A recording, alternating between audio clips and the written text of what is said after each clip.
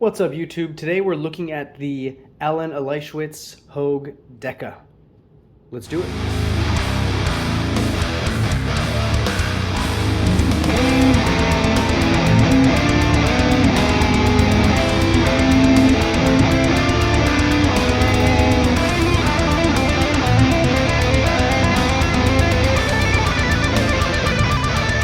Okay, so what we have here is another Benchmade or non-Benchmade axis lock, not axis lock, called the Able Lock, which is Hogue's version of that lock bar locking mechanism, and a really interesting little knife here.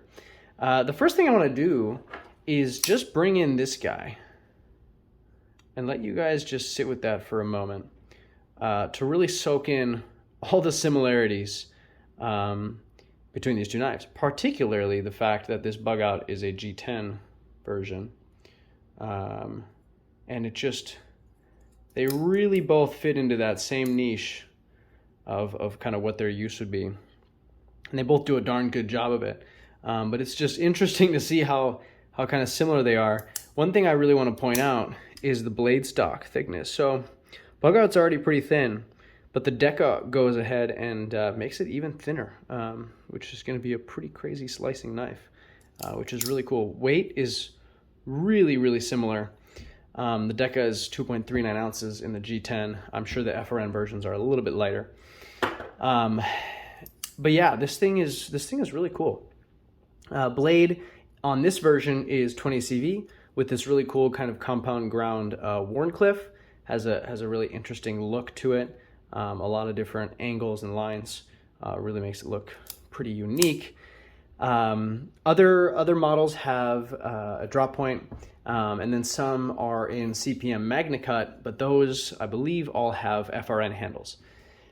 Why they went with MagnaCut on the FRN and didn't do any of those in G10, I'm not really sure.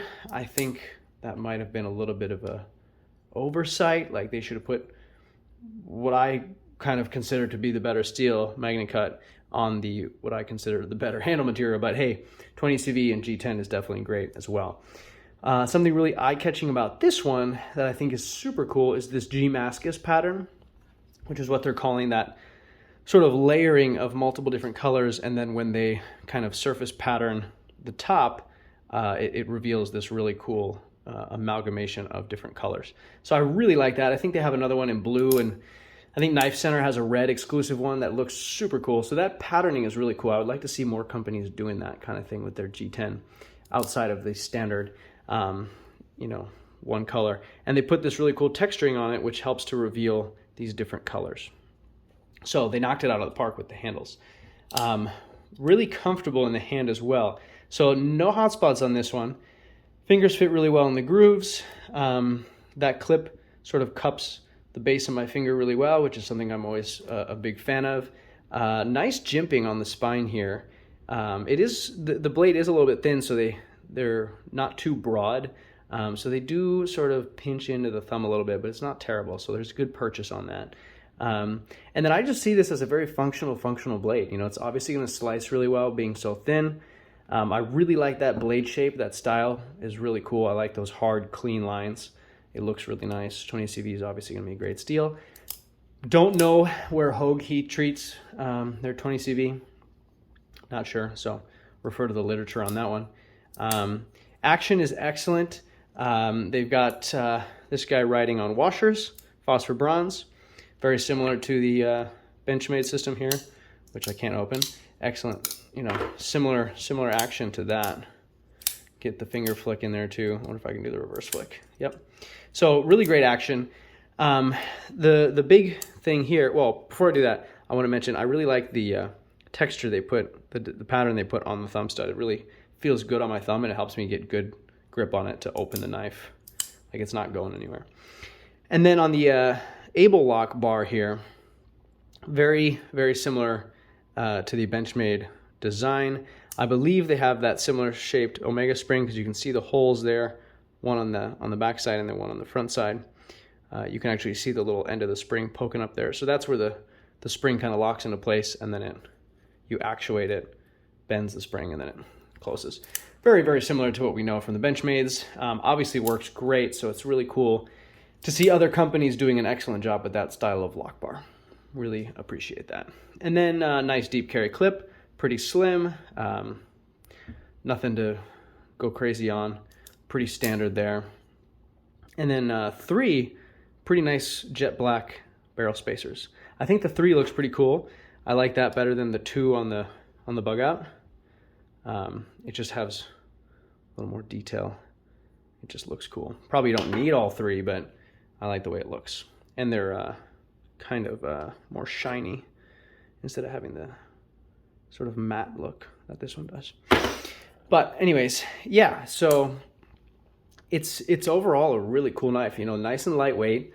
I think I already said the weight, 2.39 ounces, 3.25 inch blade, relatively unassuming, just has a good utilitarian blade shape, fits well in the hand. It's going to carry super comfortably. It's really nice and slim. Yeah, just overall pretty unassuming, very workable knife. Good, it's going to be good for EDC, good for working around the house, whatever you need to do with it. Probably not the most heavy duty thing in the world, especially with that thin blade and 20 CV, although the Magna Cut versions probably can handle a little bit more on the way of toughness. Yeah, I think the design and the overall look combined with the functionality really speaks for itself. And this guy is sitting around $165. I do believe that kind of will fluctuate depending on the specific model you get. There's all kinds of different variations on this.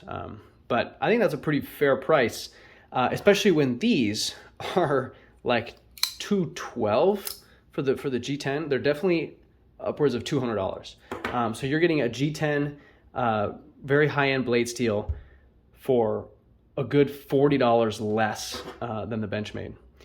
That is very important to consider, very important to mention. So definitely, you know, don't dismiss this because that value is incredible, because very good quality. I think that's an extremely fair price, especially with our inflation here in 2022. They really nailed it with that. So check that out. I will link this exact knife in the description below to BladeOps, which is where I got this guy. They sent it to me along to review. Definitely check it out. Click on that link. I'm also linking BladeOps in general, and I can link the main page to all of the Hogue Dekas. So you can check out and pick whichever one speaks to you. But yeah, definitely go look at those. Pick one up. You'll get it in a few days. BladeOps ships really fast, but I believe most of them are all in stock, so you can have your pick of the litter. But that's it for this video, and hope you enjoyed this knife. I certainly do, and we'll see you in the next one. All right, take care. Real quick, one thing I failed to mention was the Deka comes with this really cute little nylon carrying case. So you can just stick it in there and zip her up, and there you go. Boom, travel friendly. Don't take this on an airplane. You'll get it taken away. Okay, there's that. Thanks.